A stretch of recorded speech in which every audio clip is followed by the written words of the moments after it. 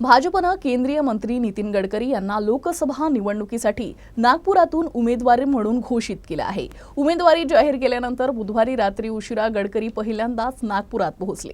तिथं कार्यकर्त्यांनी डीजे आणि ढोल ताशांच्या गजरात त्यांचं जंगी स्वागत केलं। लोकसभा निवडणुकीसाठी भाजपनं बुधवारी आपली दुसरी यादी जाहीर केली। या यादीत भाजपनं नागपूरसह विदर्भातील 4 जागांवर उमेदवारांची नावे जाहीर केली। भाजपनं नितीन गडकरी यांना तिसऱ्यांदा नागपुरातून उमेदवारी दिली आहे। तिकीट जाहीर झाल्यानंतर संध्याकाळी उशिरा नितीन गडकरी पहिल्यांदाच नागपुरात पोहोचले, तर डॉक्टर बाबासाहेब आंबेडकर आंतरराष्ट्रीय विमानतळावर कार्यकर्त्यांनी डीजे ढोल ताशांच्या गजरात त्यांचं जल्लोषात स्वागत केलं। नागपूर भाजपचे सर्व ज्येष्ठ नेते, आमदार आणि कार्यकर्ते मोठ्या संख्येनं विमानतळावर उपस्थित होते।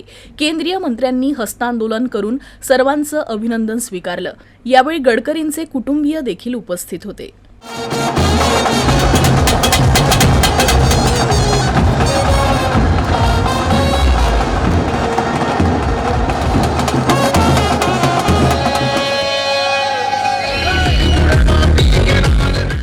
नागपुरातून उमेदवारी जाहीर झाल्यावर केंद्रीय मंत्र्यांनी पंतप्रधान नरेंद्र मोदी, पक्षाचे राष्ट्रीय अध्यक्ष जे.पी. नड्डा आणि निवडणूक समितीचे आभार मानले।